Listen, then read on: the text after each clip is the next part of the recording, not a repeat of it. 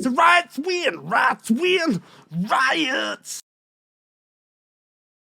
So what happens when a crazy politician, a vice president, a president, a mainstream media propaganda machine, and riotous mobs for a year all combine into one and have the control of the results of a trial and a frightened jury? I'll tell you what, Ocean's 14, the battle ain't over. We have the most highly watched trial in history since O.J. Simpson. Ah, man, you probably don't even know. You're too young. You're too bloody young. With either side of the political spectrum falling on opposite sides of the case. One side putting America on trial for racism of past sins by proxy of Derek Chauvin, and the other looking at the evidence and the context of this particular instance and finding the prosecution wanting on many fronts. The prosecution never alleged that Derek Chauvin killed George Floyd because he was black or because he himself was a racist. But that is what Derek Chauvin has been convicted of, and also America, it seems. Though the evidence of racism in any way was never shown, nor argued, nor alleged, nor proved. But this is the takeaway. Derek Chauvin was found guilty on all counts after the jury deliberated for only 10 hours. I mean, what? That's Usain Bolt quick, huh? Pwah! Coming back with a unanimous verdict. Minnesota law requires either a unanimous guilty or innocent verdict to pass. And that was quick. That was quick, baby. Don't you think? Did you like it quick? So guilty on second-degree murder, which carries a 12.5-year sentence. Okay. So this was that there was intent from the very moment that Derek Chauvin arrived on the scene, that he wanted to commit a felony assault on George Floyd that then could be so dangerous that he might be at risk of death. Not routine procedure, as stated by the defense's own use of force expert within the Minneapolis department. Not it was an accident or that it went too far. Not that George Floyd had 3 times the lethal dose of fentanyl in his system, mixed in his system with methamphetamines and other drugs.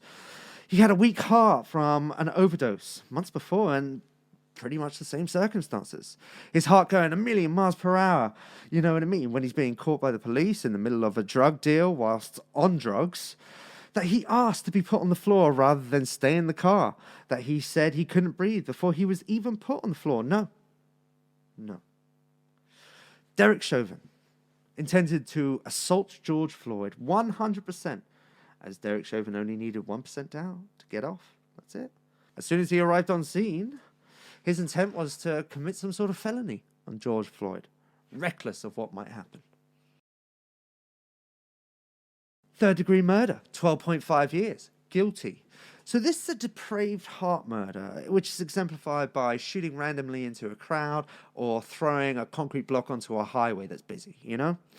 Now, this doesn't really apply to the case, as even the judge agreed early on in the trial and said it shouldn't really be on the table, as it's very specific. And is usually when the intent is to do harm to others plural, but one gets hurt. It's kind of complicated. That results in a death almost by accident rather than intentionally.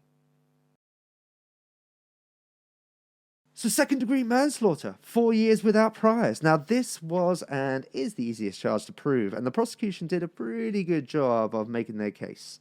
The argument being that Derek Chauvin could see that George Floyd was in distress and could have moved him onto his side or got medical aid brought in sooner.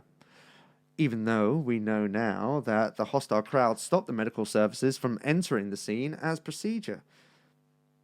But this would have been a conviction that some might have quibbled over the finer details, but most could have accepted and got on with their lives. So we got to talk about Maxine straight out of Compton Waters. This is a woman who almost invoked an immediate mistrial, as the judge said in court, gave the defense the chance of a complete mistrial and overturning of the results at a later appeal. After the congresswoman flew to the riots in LA, stood in the crowd, and told reporters that if Derek Chauvin wasn't convicted of murder, quote, "We're looking for a guilty verdict.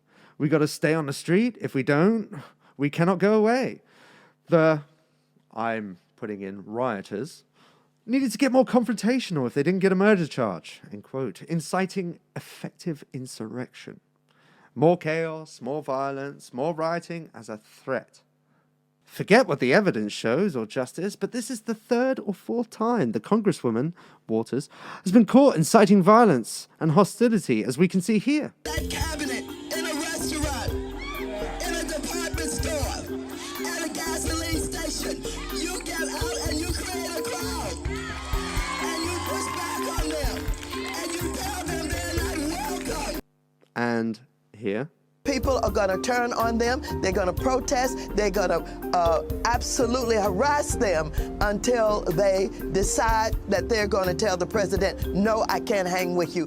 Not in D.C. Not in the U.S. Not in D.C. Not in the U.S. Not in D.C. Not in the... Oh, and again here. And with this kind of inspiration, I will go and take Trump out tonight. So we should just forget it. Just. And moments after Maxine's threats from the crowd, National Guard troops were fired at from a white SUV on the streets, luckily only sustaining some injuries, nothing lethal. I mean, they gave Trump a hard time for saying go peacefully protest on that day at the Capitol, the incident. And if you think that was just, then Maxine Waters has to be impeached, arrested, and I mean immediately, if only to be fair.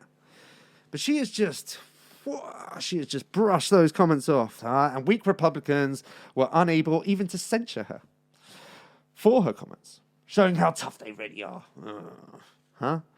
And the mainstream media has swept it all under that ever-increasing rug, Move along, people. Move along. Not to see here.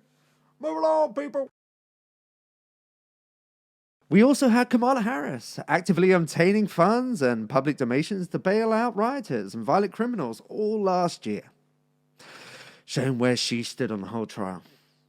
While as a judge, she incarcerated many black non-violent men, fighting to give them longer sentences to stay in as cheap labor, or basically free labor, as we all know it. And Joe Biden and his staff are also actively funding bailouts of rioters all last year, with both of them giving many speeches, not looking for evidence-based justice, but a conviction for the murder of George Floyd. Calling on the jurors to do the right thing. Do the right thing.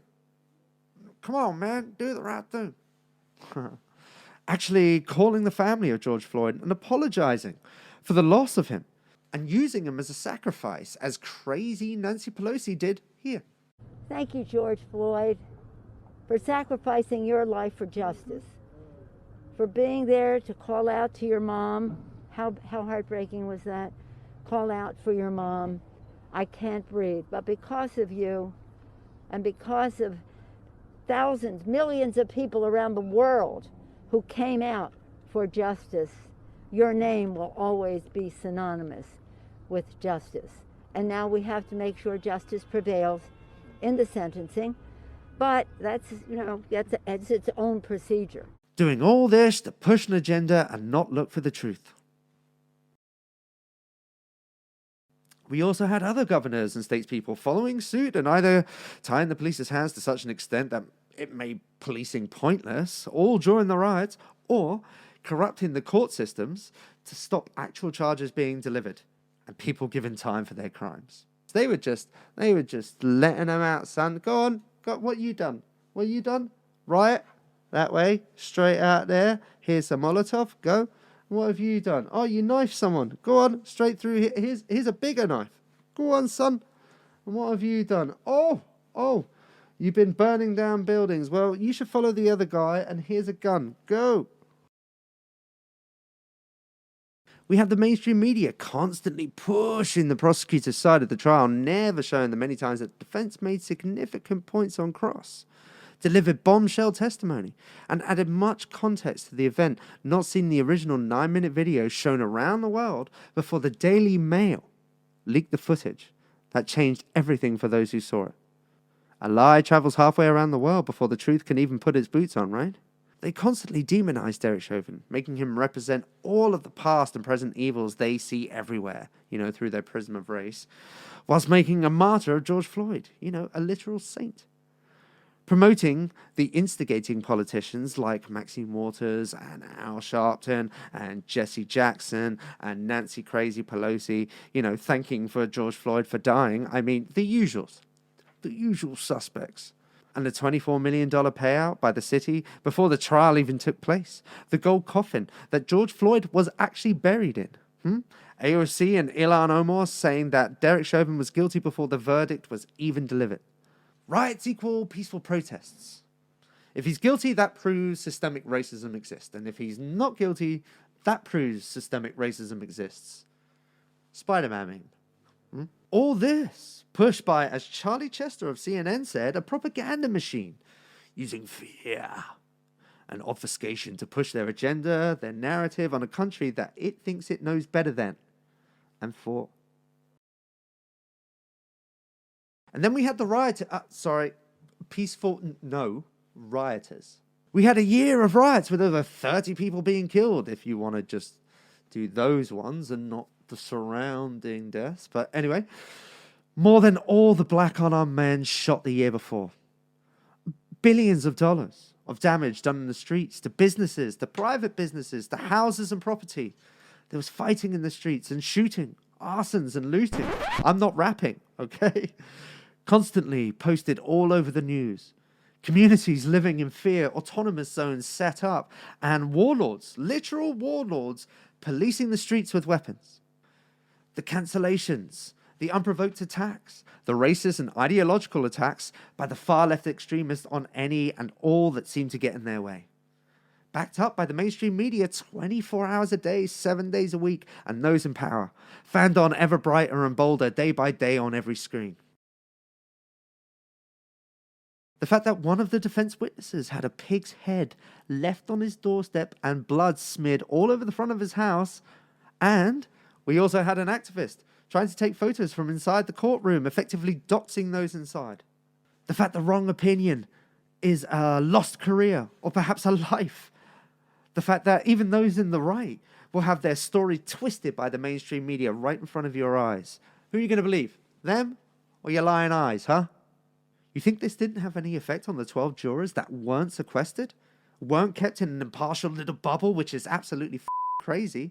One had to take the bus through the riots surrounding the courthouse in the city to get to the trial each day. In an age of the internet when even Greg Gutfeld, or whatever his bloody name is, says on Fox News that out of cowardice and fear of all the crime, the burning of the city, and fear for your lives, Derek Chauvin should have been convicted. As a sacrifice to appease the blood gods and try to bring about tranquility. For now, at least. Let the mob move on to somewhere else. Just leave me alone, please. Just leave me alone. You think all this had no effect on these everyday, scared, tired people who just want to go home, sleep at night, and not lose everything tomorrow for being even a little honest about anything? In just 10 hours deliberation, with them needing to go over all the evidence presented again and discussing it thoroughly to come to some sort of conclusion? No, 10 hours. And all Derek Chauvin needed was 1% doubt. Not that he had to prove 100% innocence. No, that was the prosecutor's job. To deliver in the minds of the jurors 100% positive guilt, no doubt about it, not even 1%. So even with the knee not on the neck the whole time, as seen in the video and testified to, the crowd's hostility that stopped medical treatment from being administered sooner, 3 times the lethal amount of fentanyl in the system, which actually acutely attacks the respiratory system, shutting it down and stopping breathing, mixed with methamphetamines and other drugs, his previous overdose and heart attack, leaving his arteries with 75% arterial blockage and a weak heart. No racism presented, alleged or seen inside the courtroom throughout the trial.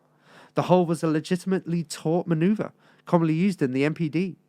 George Floyd himself asked to be put on the floor while resisting in the back of the police car, kicking and saying he couldn't breathe even before he was put on the ground. The fact that Derek Chauvin could have used a taser, as the prosecutor's own use of force expert testified when he arrived on scene, but chose the lesser form of force by trying to subdue him physically. And The fact that Maurice Lester Hall pleaded the fifth because he and his lawyer were afraid of indicting himself on third-degree murder charges. All of that. All of that. And more, because I can't list it here. All of that doesn't put 1% doubt in the back of your minds that this wasn't just a murder? Really? So ironically, this absolved the system of racism in some ways, as justice was served and in record time, from him being arrested to his wife leaving him to the court and the trial to him being put in jail for everything. Record time. And Derek Chauvin, not the system, was on trial throughout this whole procedure, with prosecutors working with police and other services against Derek Chauvin, saying MPD was 0% accountable, as Derek Chauvin went rogue. He just went chicken indoors and rogue. It was just a bad apple in an otherwise decent system, ruining BLM's grift and making them panic and try to find the next issue to twist to their needs, which they have.